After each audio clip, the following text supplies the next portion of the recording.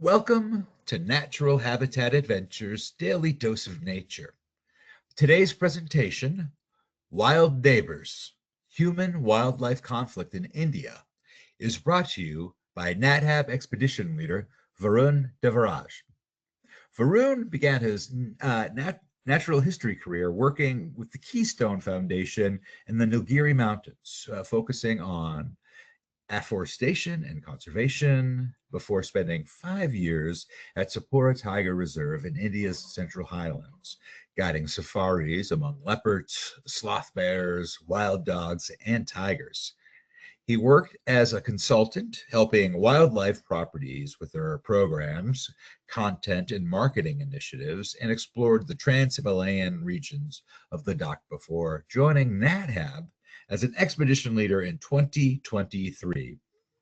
As a naturalist guide, Varun covers diverse terrain from the tiger reserves of central India to Western Ghats to the Ladakh, and extensive experience exploring habitats from the Sundarbans mangrove, I'm sorry if I didn't say that right, to the arid environments, Gujarat and Rajasthan.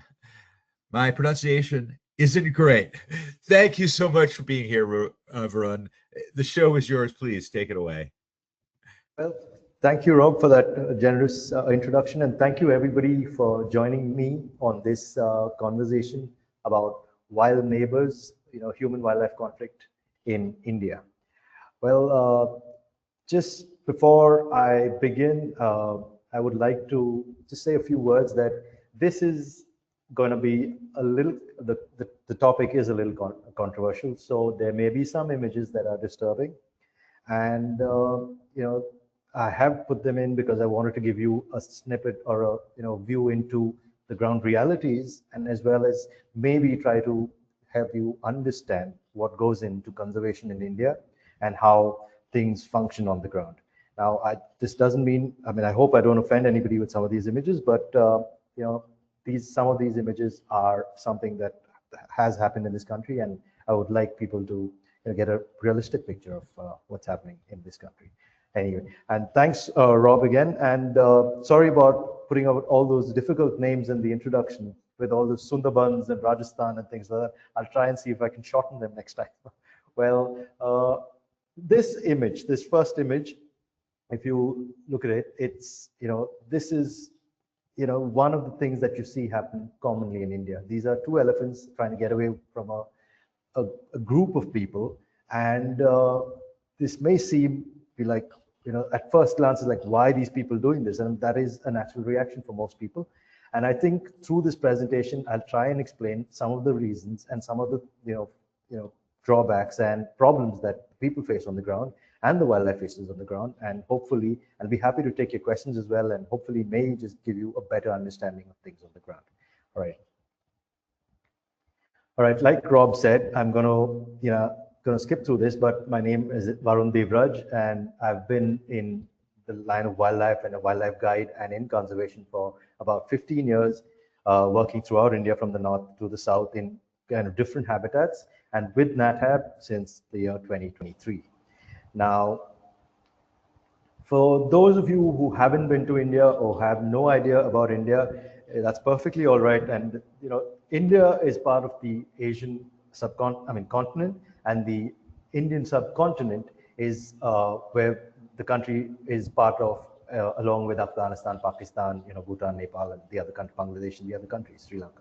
So when you look at India, when you talk about India, now this is a landmass that is bordered by the ocean on three sides, the peninsula, and the high Himalayas on one side, and the deserts of India and Pakistan on on the northwestern part.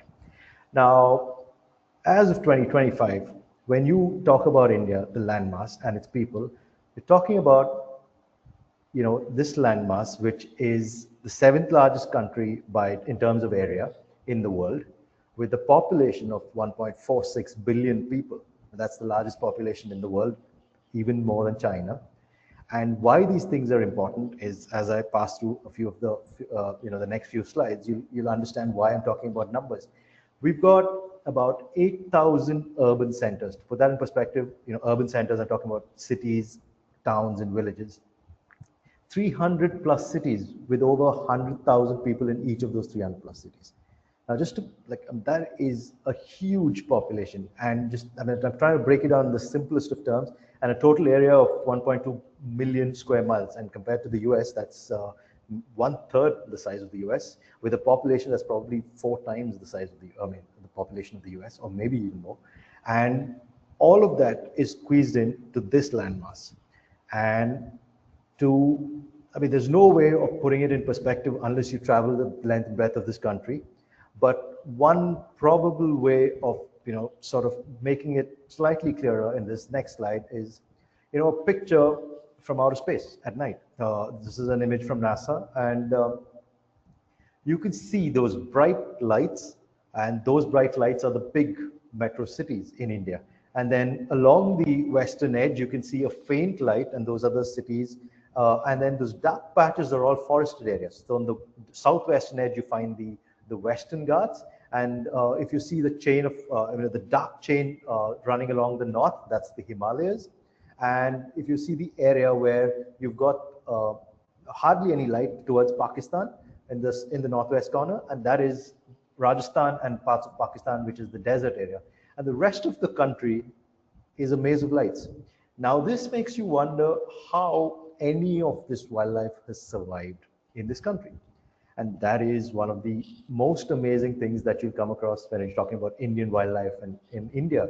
Because in spite of 1 billion plus people, a lot of the animals have survived. I'm talking about landscape animals, big landscape animals like elephants and tigers and leopards and rhinos, and as well as smaller animals and birds and things like that. How have they survived in spite of 1.4 billion people? And that is the magic. I mean, and also it's a miracle if you come to think about it.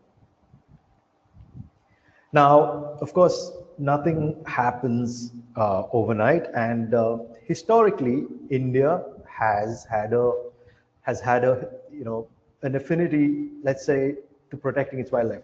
There has been a lot of decimation of its wildlife as well in historically, but that's not to say that along with that, India has also protected its wildlife. At some point, if you look at ancient India, when I talk about ancient India, texts that date back to 1700 600 BCE almost, and you have these Vedic texts that ancient texts that talk about 3,000-year-old texts basically that talk about protection of animals.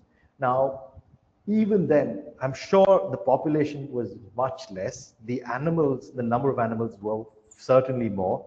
But even then, the people realized that there was a need to protect these animals. And if you think about, you could put yourself in their place where you didn't have secure buildings, you didn't have, cars to go roam around. You had to be on foot largely. You had to be dependent. You had to be outside a lot more. You'd be in conflict with animals in terms of direct conflict. And in spite of that, they had these texts talking about protection, talking about, they were way ahead of their times when they're talking about, maybe it is to do with compassion, maybe, there's a whole range of things involved, but these texts spoke about, compassion and conservation of wildlife. The great king Ashoka, which was again 200 BCE, his edicts, and we're talking about archaeological finds and not just hearsay and things like that. There are depictions of protection of animals and reverence to these animals, and of course over the years there have been periods of protection. There have been periods of decimation. Then pre-independent India, you had the advent of Mughals and the other kingdoms that protected as well as hunted. And it's a mixed bag, right, with everything. And with the British, you still had the same thing. You had hunting going on, and as well as you had some forms of protection. So it was essentially different people doing different things. There were some conservationists, there were some hunters, and it was a mixed bag like everything else. So you had the Elephant Protection Acts to come in the 1870s. You had the establishment of national parks happen around the late 19th century, and then you had the first establishment of the first national parks in 1937 or thereabouts. And of course, after independence in 1947, you had the post-independence period. Well, there was phases of really bad decimation of wildlife, pre-independence, post-independence. You had bad times, but at the same time, you had rays of hope. You had the Wildlife Protection Act that was enacted in the 70s, early 70s. And you had the advent of Project Tiger, which was specifically targeted at tiger reserves and tigers, but it has a top-down effect where the apex predator is protected, and so are the rest of the animals. So essentially, there was a lot of effort that went in, and then amazing movements like the TIMECODES movement, where in a remote village in India, where the women got together and hugged these trees to ensure that massive logging doesn't go on. That was not directly to protect wildlife, but essentially that led to the protection of wildlife because these forests harbored a lot of wildlife. Now this is just a snippet, because you can talk about this all night about the amount of protection and amount of decimation and all of this and as a balance, but this is just a snippet of the conservation history of India. Now, when you talk about protected areas in India, it is kind of complicated because there are lots of terms and, but to simplify it, we've got something known as tiger reserves, which are, forests that are protected where there is a presence of tigers, and the central government, along with the National Tiger Conservation Authority, protects these particular forests called tiger reserves, and there are 58 currently. It started off, with just a handful, and with 9 maybe, and now there are 58 tiger reserves, and that's a positive thing. So, and there are 107 national parks, and you're talking about over 1,000 protected areas, which make it about 68,000 square miles of area that are protected, that are given a lot of protection. Not at the same level. There are some that are given more, some less, and depending on resources, depending on importance, and a lot of other things. And that totals up to about little over 5% of the total geographic area under protection. Now, that may not seem a lot, right? You're talking about only 5% maybe. But to think about the fact that we've got 5% of the geographical area protected when you have a population of 1.4 billion people. And I'm just going to flip through the previous couple of screens. And you talk about an area that a large part of it is not, suitable for some of the animals to survive in, like, heavy deserted areas. You have some mammals surviving there, but large landscape mammals cannot survive there. The high Himalayan mountains are not capable of surviving there. So the area which you're talking about is even less. And in that area, we've managed to set aside 5.3% of the geographical area, albeit some areas are better protected than others. There are problematic areas, and all of it is not the same protection levels, but this is a start, right? I hope in the future only increases the number of protected areas, by creating corridors and other such things, but this is a start, and that's a positive. So. All right.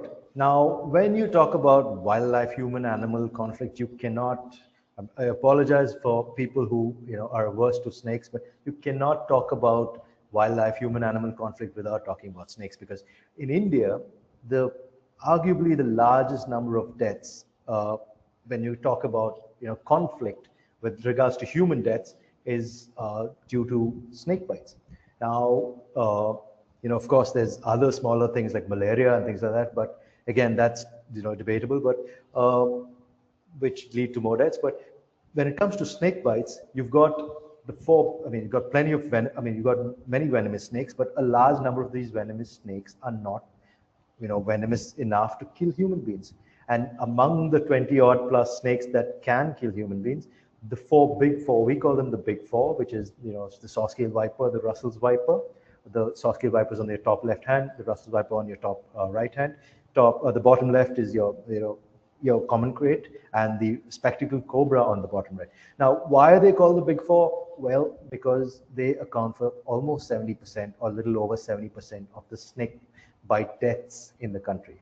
Now, it is a large country. It is, it's still a large part of the country is agrarian. It does agriculture, and people work in the fields, and people work around forested areas, so they get into their paddy fields with or other forested areas, and sometimes you run into snakes.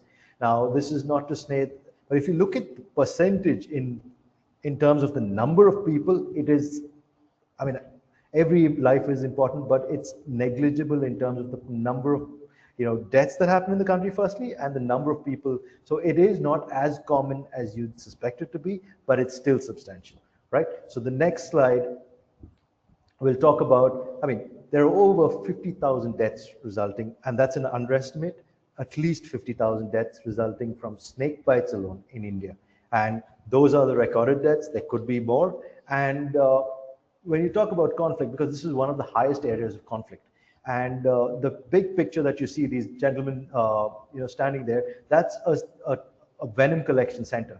So that particular, these gentlemen belong to a community called the Irula community, which is a forest, a community that's in Tamil Nadu. Some of them live around forests, some of them live in close to urban centers.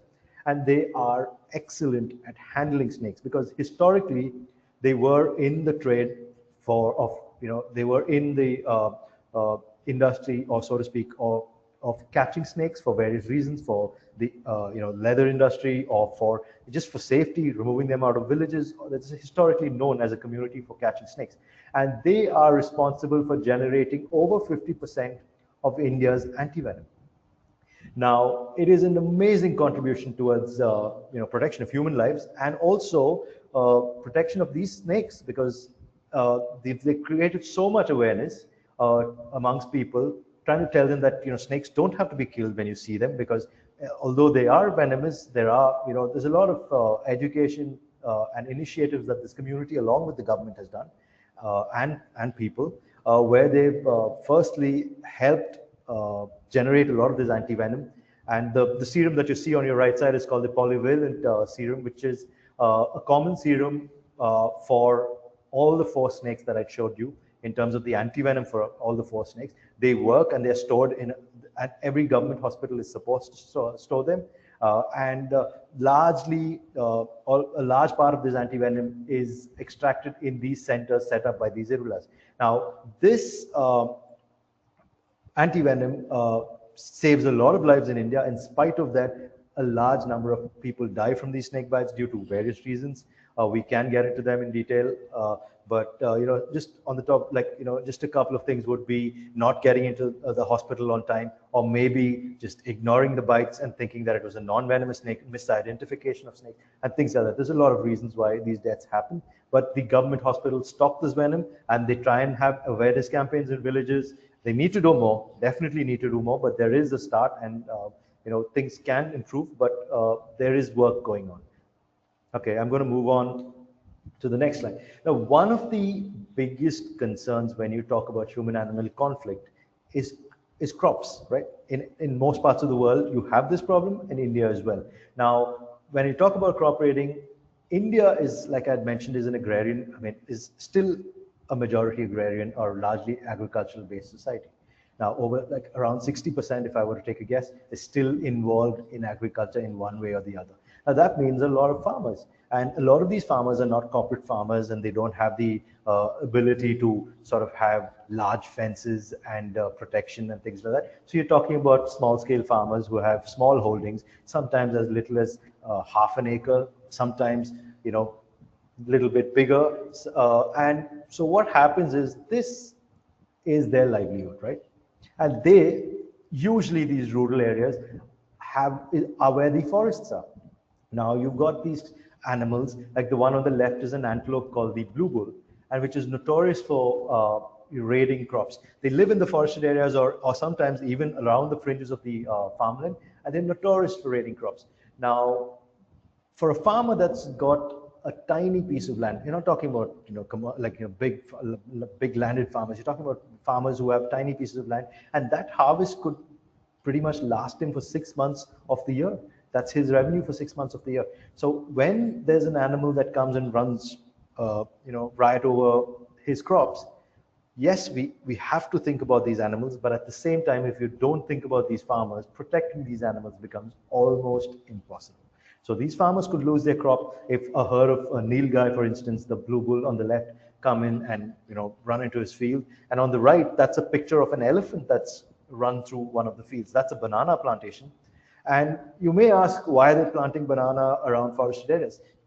Land is not, land is limited, and people try and do the best they can with what they have. And they there are some restrictions about the kind of fencing that you can use around forested areas. So there's a lot of challenges. And in spite of that, there is compensation mechanisms in place where governments compensate these crop losses. It's not perfect. There's a lot of flaws in it. But in the end of the day, the farmer's got to try and protect his crops. He's not allowed to have guns and sort of drive them away, because you need licenses for that, and there are lots of other things that are involved. And so when you talk about crop raiding, this is a major concern. And of course, apart from elephants and the blue bulls, and you've also got wild boars which can run, like you can, if there's a herd of horizontal wild boars that can easily empty the field in half a day. So, and then you've got the macaques, the monkeys. Now, all of these animals, essentially, when you look at it, yes, we've gotten, like it's a concern. It's a competition for space. Humans are competing with the other animals for space. We are trying to grow our crops. The animals are trying to survive, and it all comes back to the fact that space is a concern.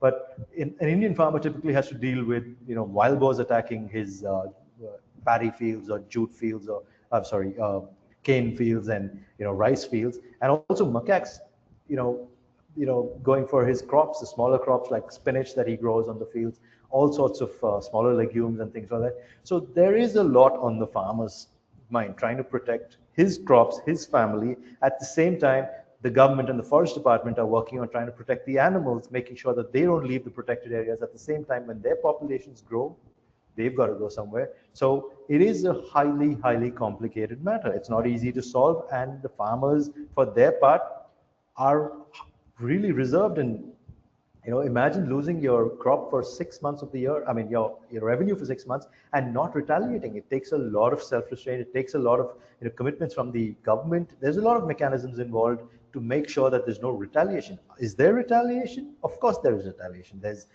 people use solar fencing. Sometimes animals die when they come in contact with these fencings. There have been cases of poisoning because they're just fed up with wild boars. So what do? They can't use guns, so they poison wild boars.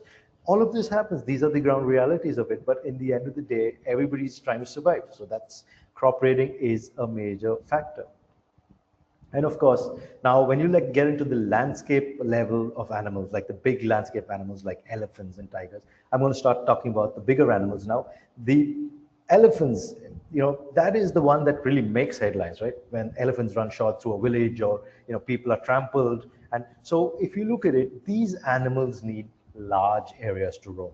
We've got over 20,000 elephants as of over 20,000 elephants in India alone. And that is a conservative estimate. So they need space. These are large mammals. They need large areas to roam around. They have these ancient corridors which they follow, which is passed on from the matriarchs from generation to generation. And the picture on the left is not very clear, but in the background you can see a few elephants that people are sitting on. It's essentially a kedda, a form of kedda, where they're driving these. It's a historical picture, but they're driving these elephants into areas where they can capture them for use. Now, this has been historically going on for thousands of years. Now, they've used them like in the past for wars, or for instance, this picture on the right, where they've used them on hunts. There you see the time of the royal, like the Rajas or the times of the Mughals, and then the British. People use them on tiger hunts, for example. And so these elephants were constantly, apart from trying to survive in these fragmented forests, they were being captured and hunted. One was for sport, one was for use in, human beings had various uses for them. So, of course, like in today, even in parts of, in India today, they're still used for logging. They are clamping down on that. They're trying to put an end to it. But there are elephants that are used for logging. There are elephants that are used for patrolling in national parks.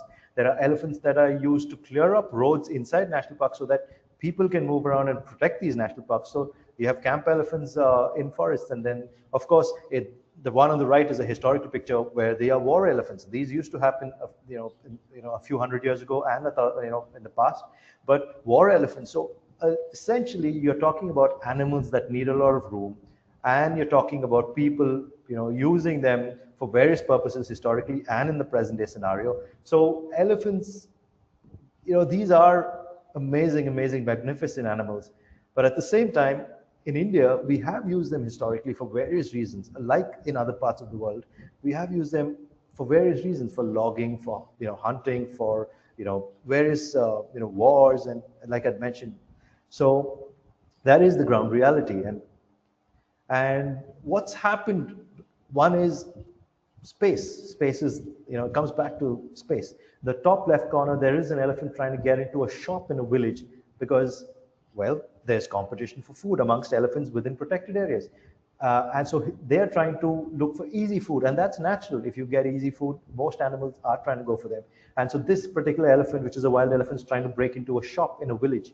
And on the top right is an elephant trying to pick up sugarcane from a truck that's transporting it to another part for possibly to refine sugar. So, and this elephant's trying to get, a bite when this vehicle is slowed down. And I mean, it's kind of comical, but at the same time, it shows you at what levels and what desperations these elephants are trying to, get sources of food from anything, anywhere they can find them. And on the bottom left, you've got them crossing railway tracks, and because linear infrastructure has zigzagged through our entire country, because our population also needs to develop and move around, and so you have trains, you have all sorts of roads and things like that. And on the bottom right, you have a whole herd of elephants moving through areas where human-dominated areas, estates, and farmland and things like that, tea plantations. So essentially, it boils down to space and resources and food. So here you have one of the a story that really comes to my mind is we were talking to a researcher, an elephant researcher, who was telling us that the competition for space amongst large mammals like elephants has gotten so intense that when they were determining cortisol levels of elephants within protected areas, because these areas are limited and there's so much competition among big males and other big herds, that the cortisol levels of the forest, largely elephants that kept to the forest areas, were so much more than the cortisol levels of crop raiding elephants. And the crop raiding elephants are the elephants that come into conflict with humans. They're driven out, the firecrackers are used, blank shots and guns are used sometimes. All sorts of things are used to drive them away from villages because the villagers are trying to protect themselves. So, but the cortisol levels were more in the forest-dwelling elephants because the competition for resources was so much more, and the nutrition was, limited. You can sort of imagine the impact that humans have had on the other, animals. And at the same time, you cannot blame like a villager trying to protect his family from a herd of elephants. They've got to survive as well. So it's a really, really tricky situation. And that we're talking about is just about elephants. Now, there are a lot of other animals that, we need to talk about. And this is just, I'm just touching like the surface of some of the problems that India faces to, at the one hand, to balance its conservation, at the other hand, to, keep its people happy and alive. And so, the next big landscape animal, of course, are tigers. Tigers are magnificent animals. They need space, they need resources, they need water, they need food, they need, so all sorts of things. Now, of course, tigers are protected in protected areas, but historically, again, I'm going to go back to history because that throws some perspective. Historically, they were on the top right, they were hunted for, this is a drawing, but these are historical records verified by various sources, and they used to be hunted for sport, with spears and things like that. And the bottom right, of course, is a picture which I'd already showed earlier, but it's a picture where, you had people mounted on elephants with guns shooting tigers on hunts. These were, pre-independence, post-independence. So a lot of, I'm not going to be pointing fingers, but this was a practice that used to happen in India. It is part of India's history. And of course, the gruesome, trade that goes on for tigers in terms of, the illegal wildlife trade for bones, for, the skin for various purposes, Chinese medicine. I'm not just going to say Chinese medicine, but there are other countries which use this medicine as well. Then you've got of course, you've got various kinds of things like the tiger's claws are lucky, and it's a sign of this, and all sorts of sort of like, just one thing is science. I mean, one thing is medicines that have sometimes have been scientifically proven to have no value, and in the other times it's just collectibles that people collect, which have been historically signs of having a tiger claws or a tiger tooth, which is passed on from one generation to another. So people collect these as collectibles as well. This is gruesome, and this is part of what's happening even today, unfortunately. And then that's a tiger on the left, which has been poached, and thankfully was unfortunately was poached, but at the same time, the trade were, I mean, they weren't able to, start, get it into the trade networks to sell the parts and things like that. It's unfortunate. There's a lot of problems with tigers as well. And now, if you look at it, apart from all the hunting and, trade for wildlife, illegal wildlife parts and things like that, tigers need food. So when there are tigers that sort of are trying to, these transient tigers, when you talk about transient tigers, young tigers and old tigers, trying to find their own area outside of protected areas because they're being pushed out by more dominant tigers, they've got to find food. So the easy targets are, villages. Villages have cattle. So they come for the cattle, and they prey on the cattle because that's easy prey.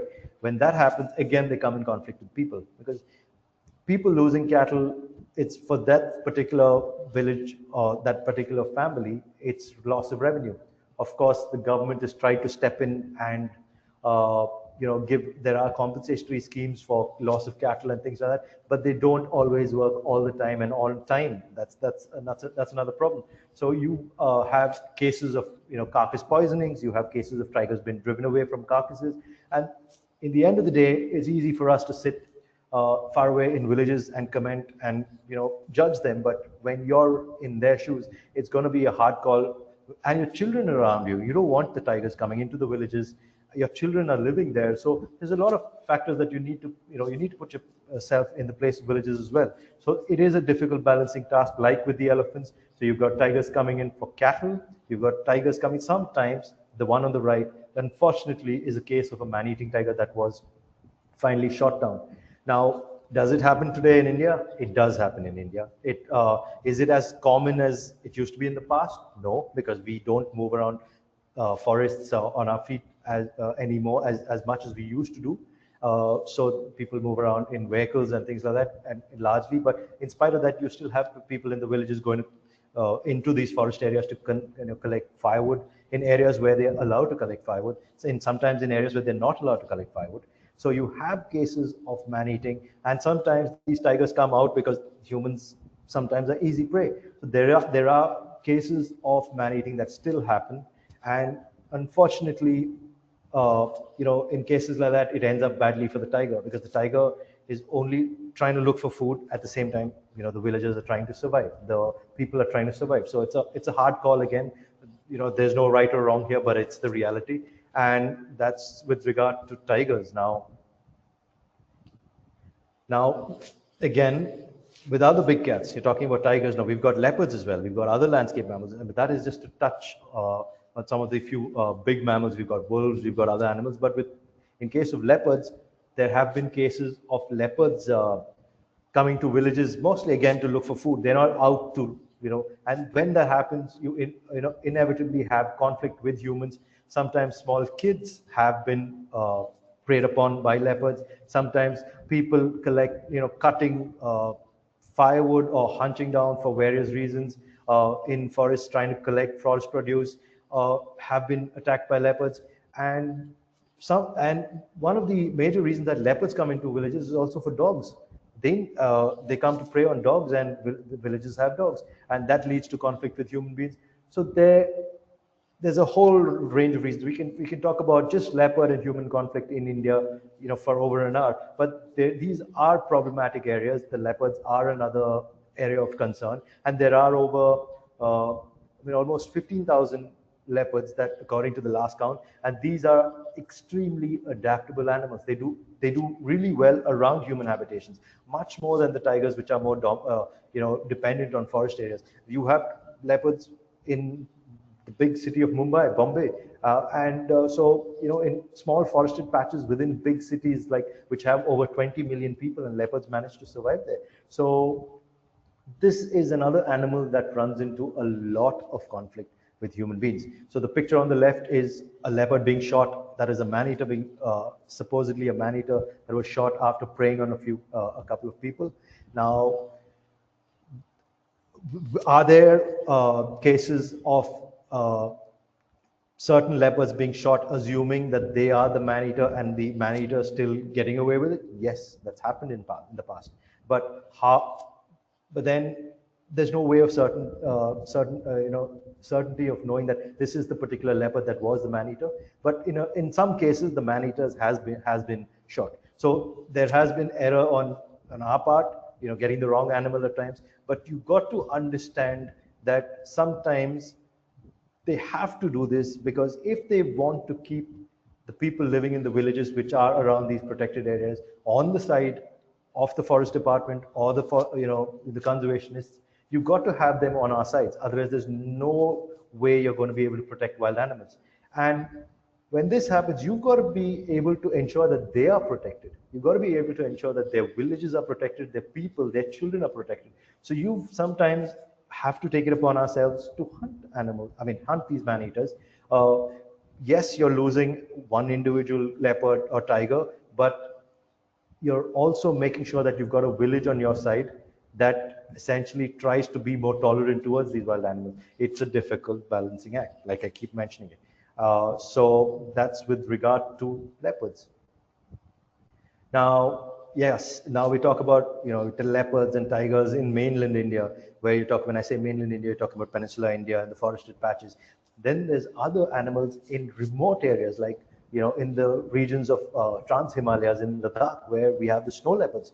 Now, there's conflict there as well. These are areas which are really sparsely populated. There's very few humans living in these areas. The human density is really low. In spite of that, you have human animal conflict, because the leopards come in contact with these villages, and they know that in these villages there are sheep, there are goats, there are dogs, and these leopards sometimes come to these villages in the hope of getting a quick meal, because it's not always easy to find blue sheep and ibex, and sometimes they just pick off what's easy. Sometimes these sheep are easy to get to, and when they get into these corrals, which on the picture on the right is an example of one small corral with just a handful of sheep, they tend to kill everything, because that's instinct. It's not that they're going to eat everything or things like that, but it's instincts. They kill everything, and that's a loss for that particular village. That particular family has lost their entire, and this is just 3.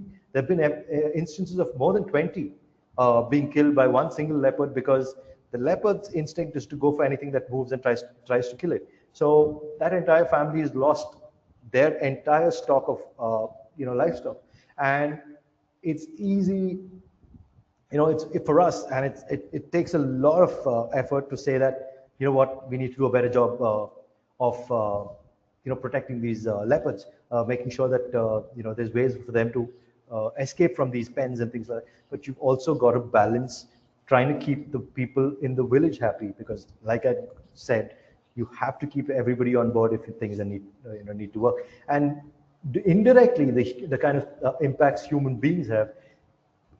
Humans, like we all know, we love dogs. That's a historical relationship.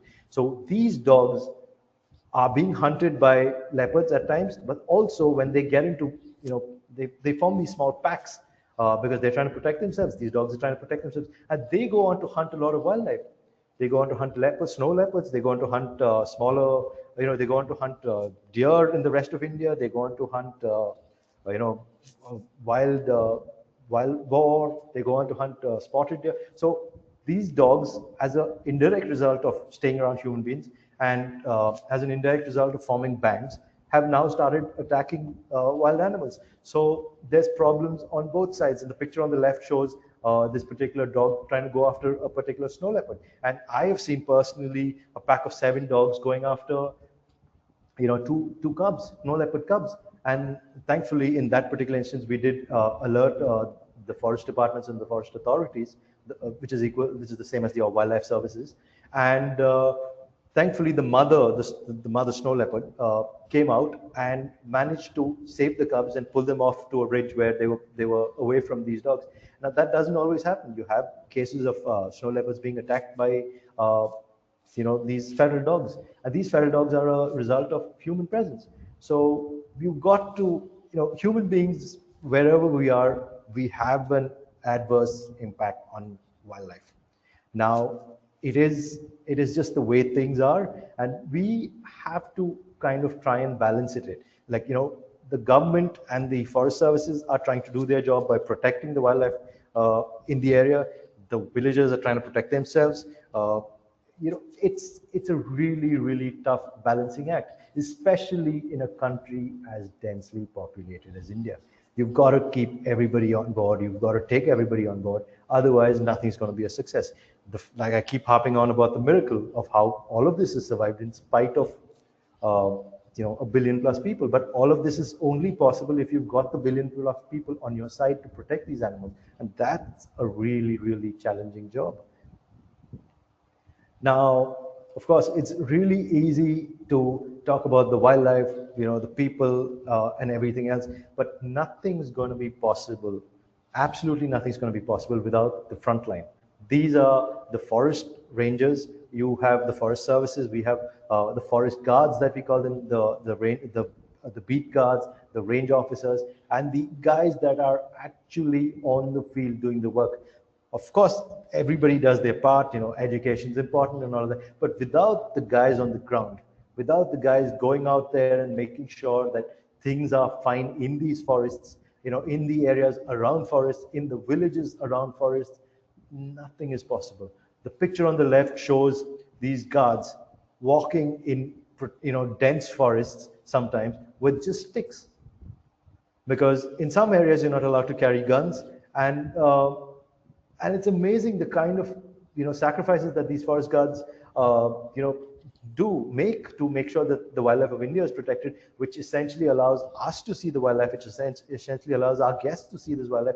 These forest guards, without them, nothing works. The guys who have the boots on the ground, they are the guys who are doing like this exceptional work, not just about making sure that there's no poaching happening, making sure that the animals are safe, in the bottom left, making sure there's no forest fires.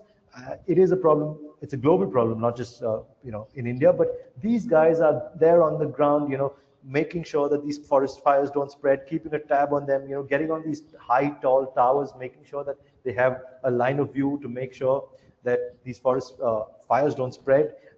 They, of course, in today's day, they're using technology with drones. They're using all sorts of other technology to make sure that they monitor fires. The picture on the right is an example of a relocation of a leopard that essentially is a guard being attacked.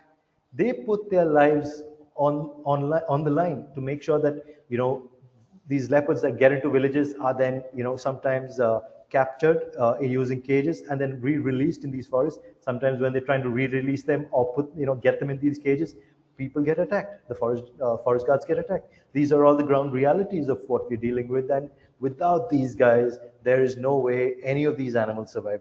We may think it's intrusive. We're getting into areas that are, forests, and why not leave them alone?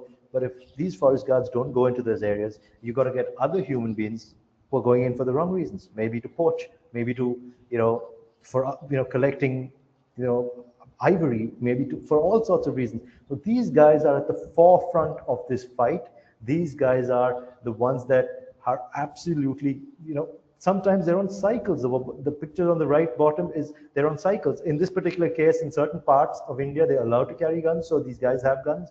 But in certain parts, it's just a stick and sometimes a knife, and sometimes a group of people together, so that numbers make up things. And I have personally seen forest guards walking alone with just a stick. These guys put their lives on the line so that these animals are protected. That is number one, and which in turn allows us to go in there and see these animals, which is also important to make sure that there is a revenue generated, so that there's enough money going into conservation and things like that. So without these guys, these are the forest guards. These are the real heroes that I'm not saying these are the only people that are involved in the success of conservation in India, but these guys are really, really important, without whose direct involvement a lot of this is nearly impossible. Now, of course, now this is going to be kind of my like last slide, because I was trying to keep it short and ensure that I have more time to take questions. Now, what are the ways we can essentially help in this situation? One of the ways, like I said, is tourism. Like, yes, we need to go into the parks, and we need to make sure that these there's revenue being generated. We need to ensure that we are being responsible about the way we see animals. It's not always that you see animals with the bottom left hand top corner. Sorry, the left hand top corner is a one particular jeep looking at a tiger. There have been instances where there are multiple jeeps looking at a tiger. It's not an ideal situation, but then there are many occasions where we get the animal to yourself, and it's just going to be one jeep there, and you get like extremely lucky. And you need tourism, because you need to generate revenue, which in turn goes into conservation, which in turn goes into protecting these animals. And you're allowed in India, you're allowed tourist activities on only 20% of any particular protected area. In that sense, so whatever you can generate by using that 20% for tourism, wildlife tourism, the revenues can be spread across the whole area, and that helps in protecting wildlife. That's just one way. The other way is in these rural villages and areas that border these forests, a lot of children live there. These children, you need to be educated. Not just children, the adults need to be educated, but you need to start with the children, understanding, why we're protecting these particular animals, and make sure that they have an interest in them, making sure that the forest guards, and that is a practice in India, where the forest guards come from this community, where the rangers come from this community, where the wildlife guides come from this community, the forest guides, drivers who drive you around in these parks come from these communities around these protected areas. And educating them is key. Understanding why we need to protect these animals. It's not just so that people can go and see them and take photographs of them, but essentially us protecting these forests, these animals, and protecting those forests result in protection of our rivers, which in turn ensure that most of humanity can survive in this country, and in other countries as well, because you need fresh water. And these fresh waters, a lot of these freshwater sources are in protected areas in forests. So there's a whole world that revolves around protection, and this is a highly simplified conservation conundrum that we're talking about. But you need to educate the people living close to these forested areas, and the ones who are at the maximum risk. These villages are the ones that you have cases of maulings or by tigers or bears. In the case of elephants, trampling by elephants, crop loss. So these kids need to be educated of the dangers, firstly, in terms of the value of these protected areas. And so one major thing is education. And the other thing on the right is a map of India, and you see these red dots. These are protected areas, and these are forests. You need to be able to link these protected areas if we are ever going to keep our wildlife alive for the future generations. And that's easier said than done. When you're talking about 1.4 billion people, declaring hundreds and thousands of acres or hectares or square kilometers or miles is not easy, because where are the people going to go? Where are the you just can't take people, entire villages, and move them out. That's not how India works. At the same time, you need to ensure that these protected areas are linked by corridors, areas of protected or semi-protected forests, where these animals can move between areas and largely avoid human settlements. So all of these are huge challenges that India faces, like in other parts of the world. But like I said, given our 1.4 plus billion people, it's more so of a challenge because of the human density, as well as the large mammal density. Not just large mammal density, we've got a whole range of, I barely touched upon the mammals that we find in India, but there's so many animals that we find in India in terms of mammals that survive in these protected areas and that run into conflict with humans. in various ways. And this is just, I'm just touching the surface and opening up this talk in terms of I hope I've just thrown some light in terms of what we are facing in India on the ground. At the same time, what we need to be doing to protect these animals going ahead in the future. And that will kind of be my last slide. It was a quick run through, and I'm hoping to address some questions from here. Rob, over to you. And yep. All right, thank you, Varun. So before we dive into the question section, I would like to remind everyone that if you do have some questions, you can submit them via the question field in your control panel. Go to those three lines on the upper right-hand corner of the screen, and you click on those, and that's where you put your questions. You'll see the question field there.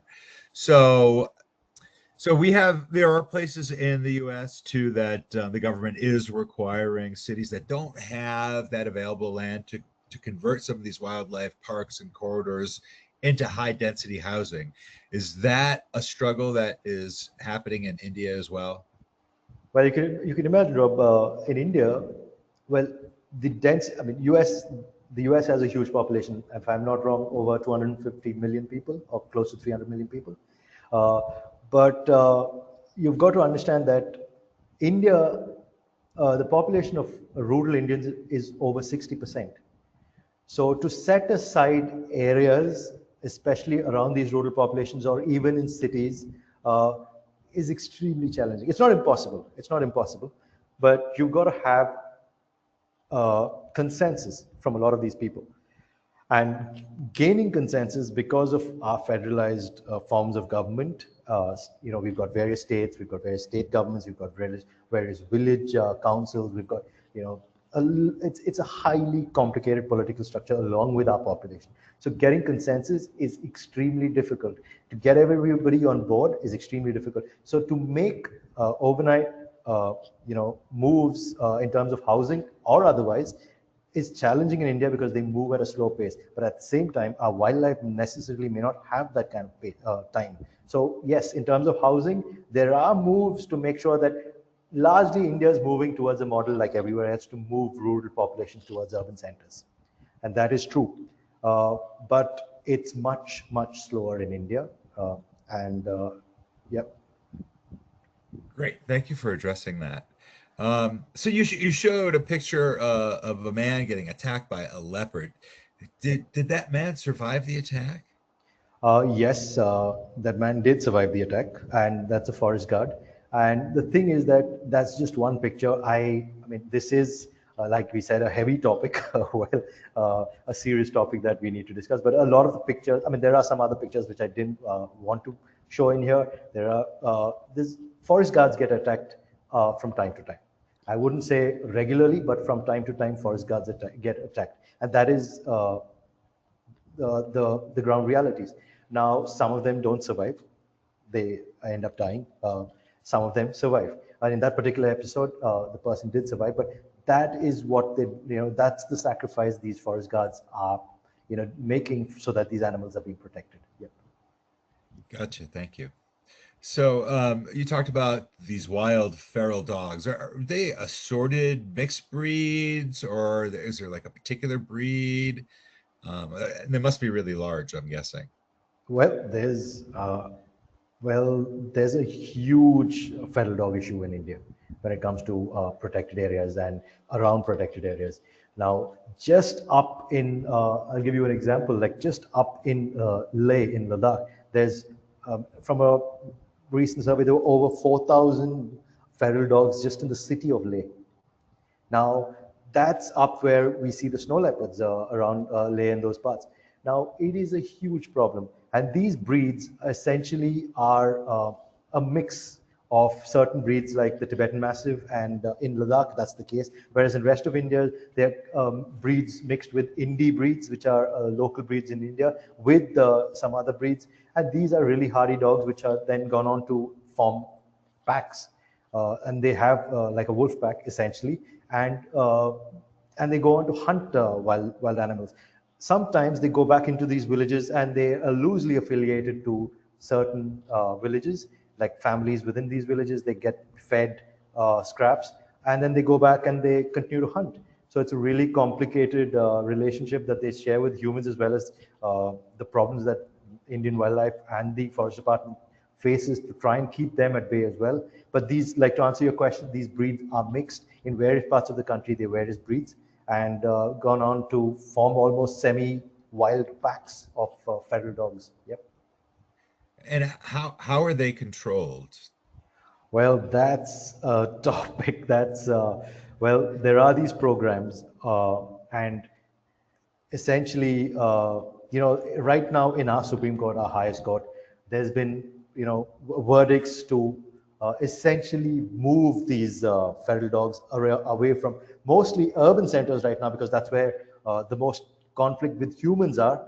But, when it comes to wildlife, most of the problems is in rural centers. Now, there is no clear solution, because we've got to factor in, on one side, we've got animal rights activists. On the other side, we've got to factor in that our wildlife is getting decimated by these, feral dog packs. And on the other side, people are being attacked by these feral dogs.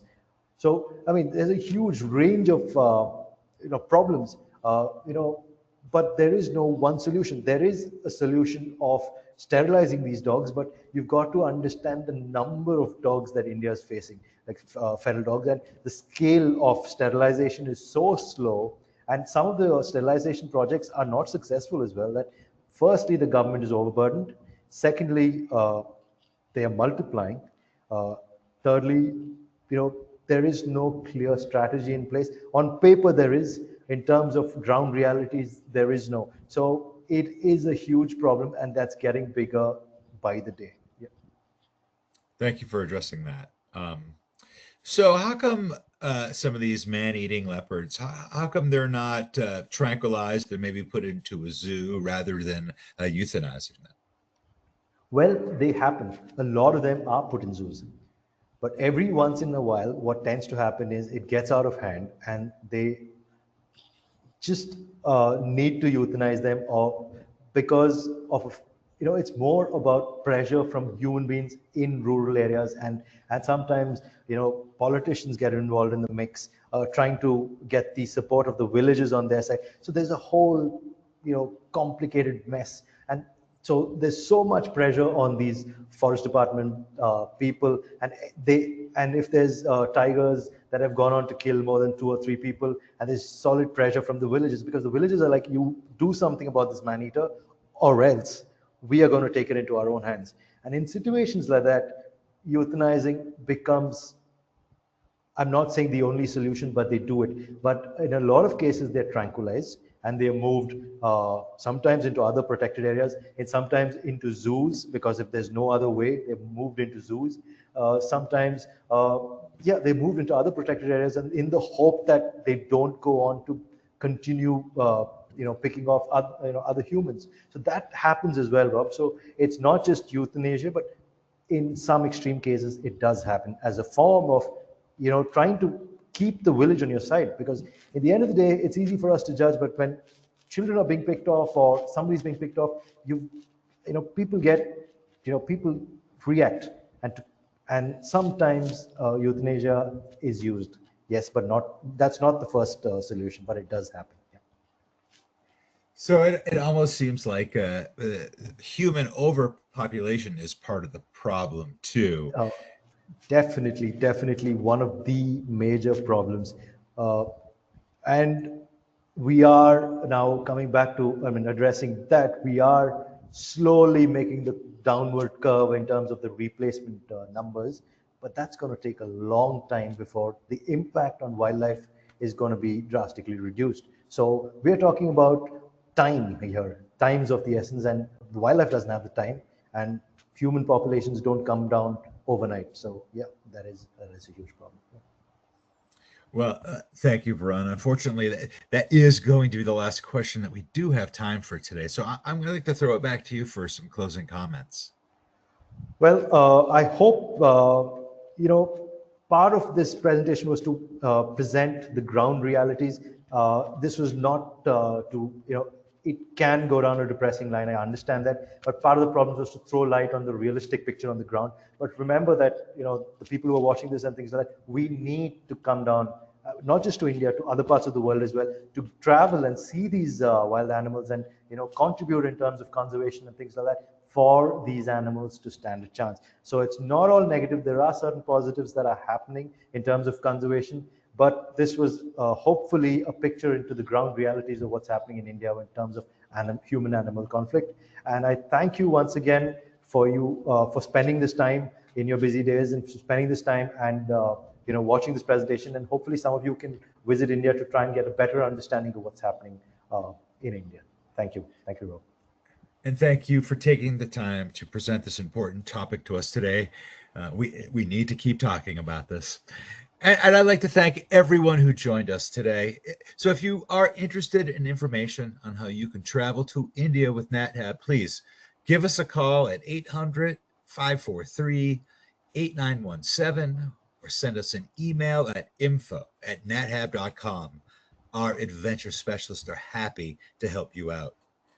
Join us tomorrow for our next daily dose of nature. You can check out this week's lineup, including registration links, on our website at nathab.com/webinars. We did record today's presentation, and we will have the replay available on our website soon. With that, I will conclude today's webinar. Goodbye, everybody. We'll see you next time.